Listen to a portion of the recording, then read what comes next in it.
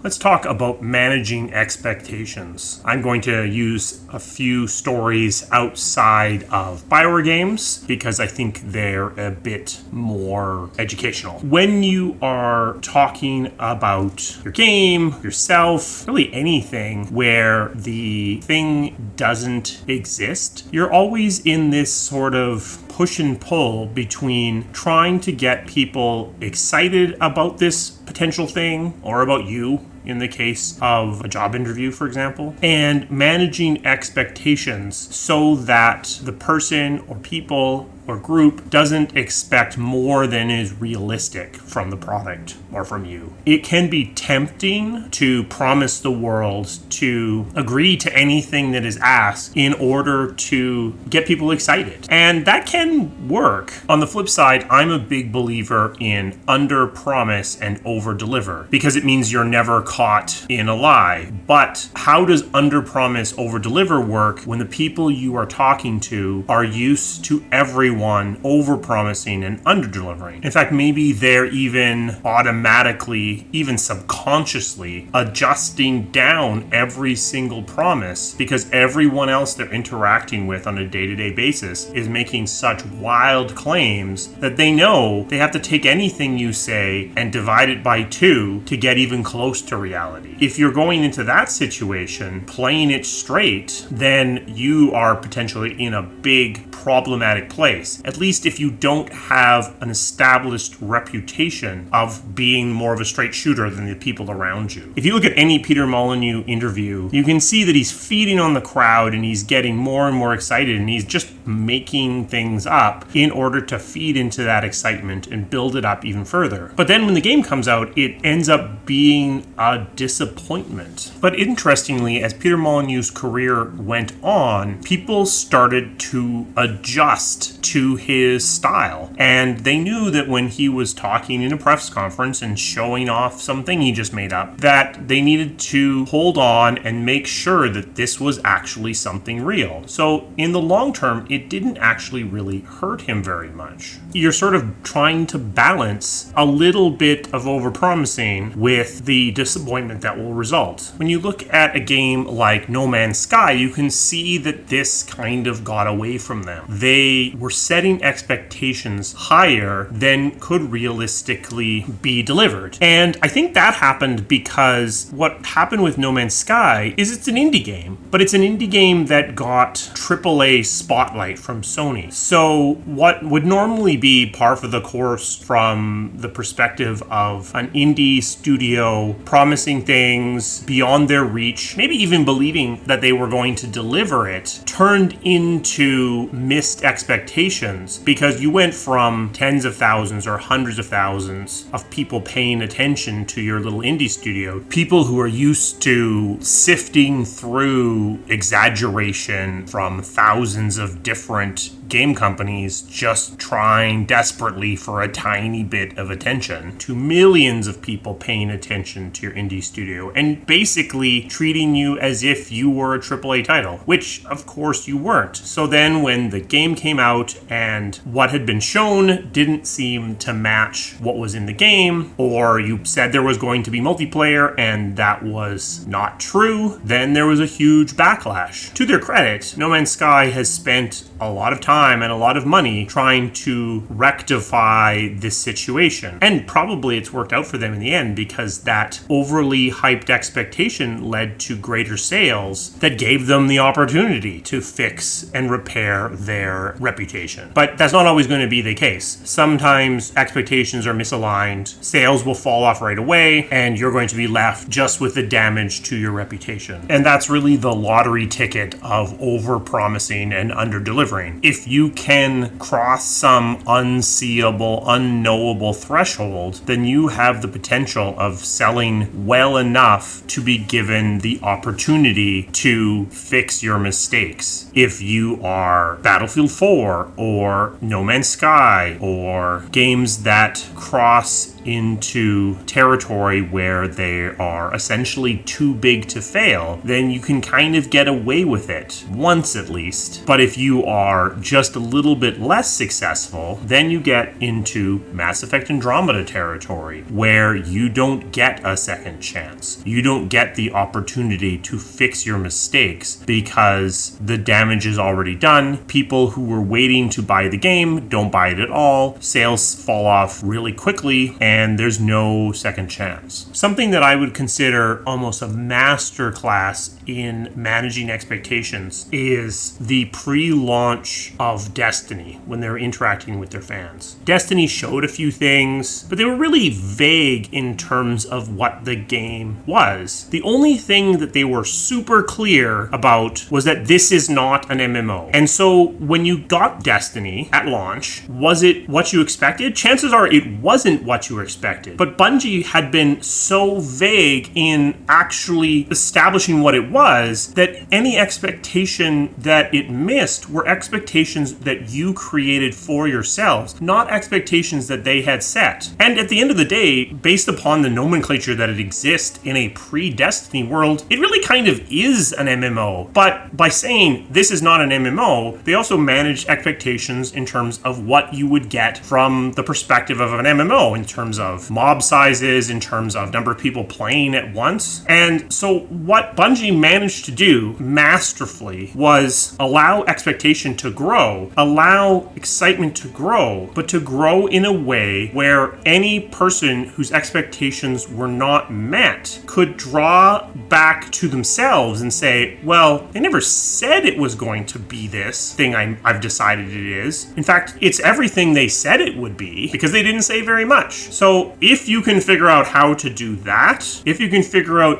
that master stroke of expectation management that Bungie pulled off for Destiny 1, yeah, do that. And tell me how you did it, how you figured it out, because I've never seen it done better before or since. Honestly, the Destiny 1 pre-launch campaign might simply be lightning in a bottle. It is a combination of Bungie's goodwill coming off of Halo and high expectations from that, plus a very crisp understanding of where they wanted to talk and where they wanted to avoid, plus the fact that they were in a genre that was very poorly understood. The looter shooter genre did exist in a pre-Destiny world, but it hadn't even been named yet, I don't believe. You had Borderlands, but Bungie wasn't drawing that connection to Borderlands. So you were building a looter shooter into a marketplace that didn't understand what a looter shooter was. So all of these things, I think, conspired together to give Destiny 1 this opportunity to organically build expectation without the Bungie team having to make any wild promises. But when it comes right down to it, you need to figure out for yourself where you draw the line from the perspective of managing expectations. If you are too truthful, too early, you're going to end up answering a lot of questions with no. And that is a good way to suck engagement and interest in your game away. And the reason why you're getting a lot of no's is because the people asking the questions, whether that be the public or that be executives at the company you work for, don't understand your game well enough yet to ask the right questions, the questions that have the answer of yes. So if you are in a firm enough position, my advice is give the no answers, give the no but, if you can. But if you're in a really precarious position, you might have no choice but to allow expectations to get a little bit away from you in the early days, and then use subsequent interactions with this person or this group to clarify the situation. And that is to a large degree okay, because you better understand the game that you are making at that future interaction. And they get that too. And they better understand the game that you are making at that future interaction as well. So a little clarification, a little backpedaling can be okay if it lets you survive that initial interaction. But if you just fill the first interaction with honey-colored smoke, you start to develop a reputation of not ever saying anything trustworthy. That in and of itself will bleed anticipation away because they just discount everything you say. So even when you're telling the truth, it's not helpful. So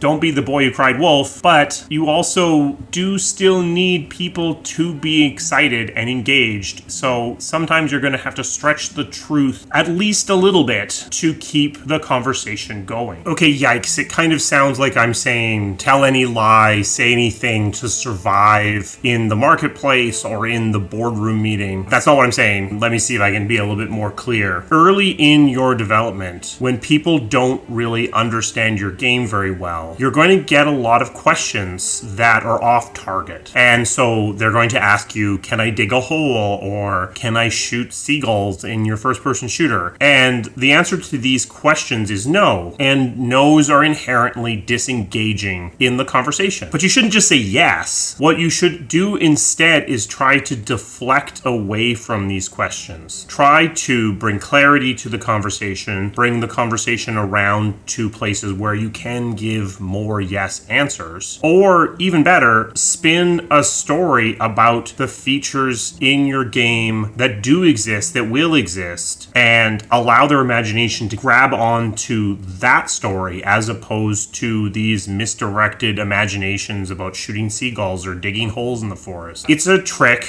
and it's a challenge, and the earlier you are, the more likely you are to get a really weird set of questions that are really off base. And in the early meetings, it's okay if you end up setting expectations slightly wrong, because as clarity comes in for both you and for the people you were talking to, you're able to refine this conversation and limit it a little bit more until those no's go away. They stop asking those no questions, and they start asking more and more questions that you can, fortunately, answer with yes. I do think this has to be based upon your own personality and your own comfort level to decide how far you're willing to take this. The kind of storyteller you are can really affect how much danger you're in these situations. If you are a story crafter, then the danger is that you're going to really stick to the boundaries of what you understand, and if you're starting to lose your audience, there's very little for you to do because you've already decided that this is what we're going to say and this is what we're not going to say. If you're a storyteller, the danger is the opposite, that you're just going to start making things up as you get energized by the storytelling process, and you get further and further from reality as you draw your audience into this web that you are building. I'm sure as a story crafter, I also have dangers as well. The truth is that the dangers are both. You are starting from a more rigid place, but then you are bouncing back and forth with your audience, and you can end up in a dangerous, over ambitious place because you are crafting this story alongside your audience. I think the skill there comes in being able to stay within the boundaries of reality while you are finding a story that is engaging to your audience. But of course, if you understand what kind of storyteller you are, you can cover for your weaknesses. If you're a story crafter, craft in places where your audience's imagination can get ahead of itself. Just let their imagination take them further. If you're a story crafter, understand the lines you must not cross and craft towards the real features that are engaging your audience. If you're a storyteller, you should be able to make things engaging regardless of the topic. So stay inside the box, keep them engaged, stick to the plan that you enter the room with. Personally, I tend to stay on the side of the truth as best I understand it in the moment. I might push into a best case interpretation of the truth. For me, when you are pushing beyond that, you're starting to have to keep a lot of things straight in your head, and you don't want to be caught out in a lie because you couldn't remember the lie. Better to stay within the bounds of reality. You can push towards optimism because you can remember optimism. Very pragmatic of me. I do fundamentally believe in under promise, over deliver, because I think this is what sets you up for success in the long term. I know it seems like the exaggerators, the liars, the grand storytellers are the ones getting ahead, but I think ultimately this is survivor bias. I think what you're seeing is the same reason why the person who buys all of one stock wins the investment contest contest, because over-promising and under-delivering is a very high-risk, high-reward strategy. So for most people that use this strategy, it doesn't work for them. It's going to blow up in their face and backfire at some point along the way. But for a select few, it does work, and they're the ones you're seeing getting ahead. I think the safer, more reliable, more honest, more moral way to go is to underpromise, make sure you're staying within the bounds of what you believe is capable, and then delivering more than that. And that gives you a track record that builds confidence and builds trust. That being said, you need to promise enough to continue to exist. If you are dealing with people who will decide whether your project lives or dies, sometimes you need to push out of underpromising and promise enough to survive, but only enough to survive. Because again, if you're reaching a little bit, you might still be able to over-deliver. If you just say yes to everything that they ask for, then you are promising the world and you are going to fall short when it comes to actually delivering that. I feel like I should have a better, clearer answer for how to manage expectations, but this is what I have. You have to be willing to hype a little bit or you're not going to get excitement. But if you hype too much, you're going to undermine your credibility. Finding the balance is something that you need to figure out, and it needs to be based upon your own personality and your own style of interacting with people. It can really work to be the truthful guy who's telling the truth and who's telling it like it is and doesn't pull any punches. And then when you need to,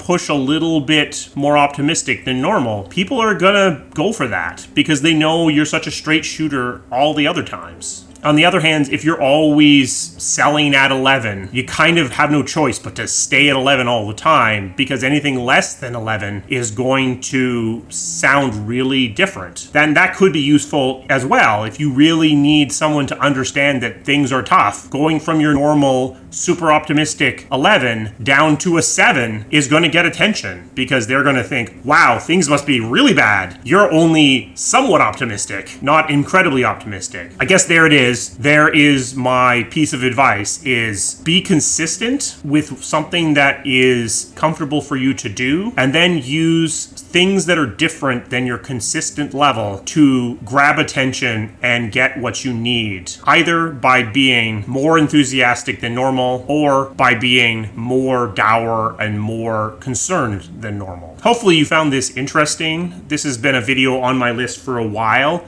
and I've been trying to figure out how to do it. Hopefully this kind of gave you something interesting to think about. A special thanks to my members. They provide the resources needed to keep this channel running.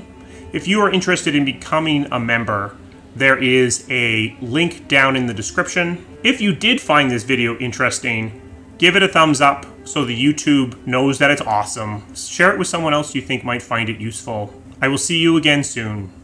Thank you.